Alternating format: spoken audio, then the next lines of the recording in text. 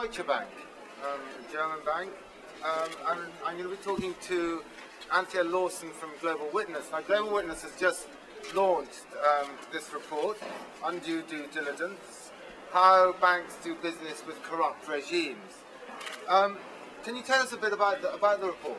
Yes, this report presents a number of alarming case studies of where some of the world's most objectionable dictators and warlords have been doing business with some of the world's largest and most well-known banks.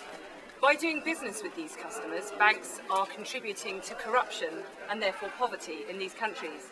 In each of the countries that we've looked at, the country is rich in natural resources such as oil, gas and minerals, but in reality these resources are being captured by a small minority for their own benefit. And what's that actually got to do with Deutsche Bank? Right, well, we've got a chapter in here about how Deutsche Bank was the banker for Niyazov, the late dictator of Turkmenistan, for 15 years. Now, under Niyazov, who died at the end of 2006, the people of Turkmenistan became poorer than they had been under the Soviet Union. Turkmenistan earns billions of dollars a year for its gas. Now, Global Witness looks at a lot of pretty rotten countries where the natural resource revenues tend not to appear on the budget, but Turkmenistan is the only country we've ever found where not $1 of the natural resource revenues were appearing on the country's budget. Instead, they were sitting in an account at Deutsche Bank in Frankfurt under the effective personal control of the president. Now, we wrote to Deutsche Bank on a number of occasions and were never given a satisfactory answer about this. We finally prompted the German regulator to look into these accounts, and they said, it's okay, there's no regulatory problem here because these are central bank accounts. Now, this raises the question of what happens when you have a central bank of a state that has been completely captured by one person. Niyazov was firing central bank governors every 5 minutes, effectively, and one of these ex-central bank chairmen told us that the money that was in Deutsche Bank was Niyazov's effectively personal pocket money. And what impact does this undue due diligence have on the ground, on people?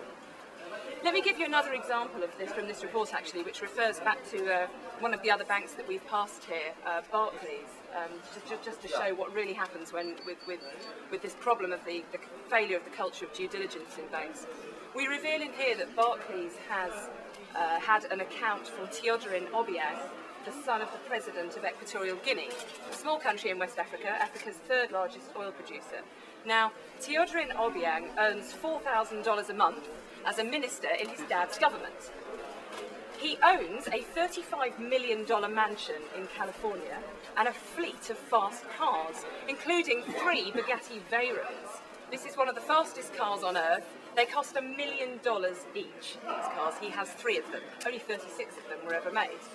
The cost of just one of these cars, $1 million, would have paid for mosquito nets for every child in Equatorial Guinea, thus preventing malaria. These are the kind of realities that are occurring when money is kept off the budgets and in the banks instead. Well, we've been around quite a few banks. Are there other examples that relate to some of the banks you've already visited in your report?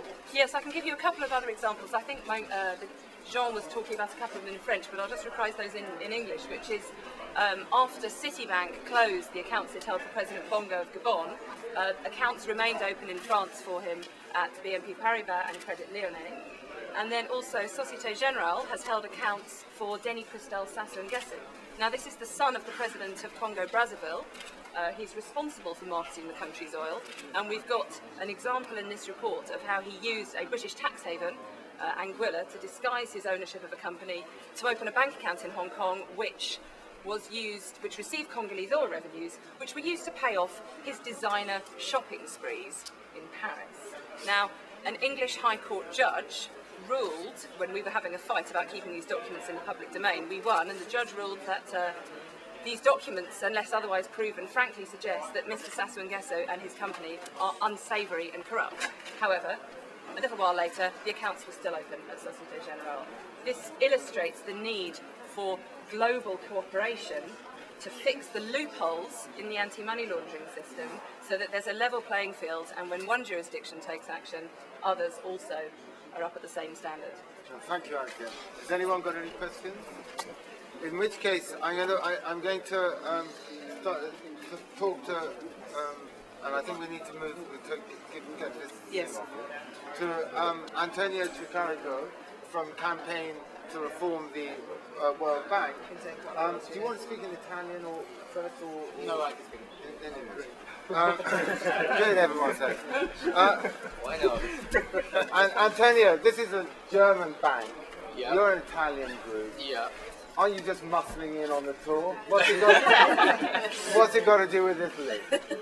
Well, I think we have a very specific case. Before coming here, we had a look through the registry of the companies incorporated in Jersey, and we found that still exists the San Paolo Leasing Holding. Now, San Paolo Leasing is part of the Intesa San Paolo Group, the largest retail banking group in Italy. And through our investigation, what we found out, which is surprising, is that the San Paolo Leasing is basically owned 50% by Deutsche Bank Jersey and 50% by Deutsche Bank Cayman Island, and is incorporated here. So the legitimate question is, why, first of all, this bank just keeps the brand, but why the Italians want to keep their relations still here? And what we think is that basically this vehicle for leasing has been used for transferring all this debt here, which probably has been securitized and sold abroad, maybe passing through Cayman Islands, and maybe from Cayman Islands going somewhere else. And I think this is a very clear mechanism of how the whole financial crash took place. And this is very telling about exactly what Matti was saying during the first stop today. It's a matter also of how the tax haven work together between them, and the companies that used to be tax haven work across the border through different offshore centers. So that's why we need a coordinated international action.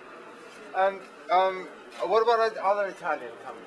Are they also registered here? What about Berlusconi? Does he have Well, yes, Fininvest Group, which is basically Dean Pyle, our current Prime Minister, was incorporated in Jersey too. But as many other Italian companies, and this is very telling, and we should look very carefully about what Andreas Bispak was saying about this new move from the OECD, is that when basically there was the first push for more transparency and setting up a registry and more transparency about the companies incorporated here, which was around here 2000, 2001, a lot of these companies move away from Jersey, but where did they go? They went to other tax havens. I mean, the best example is the Eni Group, the largest basically multinational we have, 30% controlled by the Treasury. The current CEO, whose name is Paolo Scaroni, he has a trust called Paolo Scaroni Trust in Guernsey, just on the other island, and it's quite likely probably that the government paid his bonus directly to Guernsey. So this is an example about the big contradiction of how governments is saying they want to fight speculation, they want to fight tax haven, but at the same time they don't use the lever they have through the companies even they own, because they're still public controlled. Okay, thank you very much. Thanks to you. Anyone have any questions?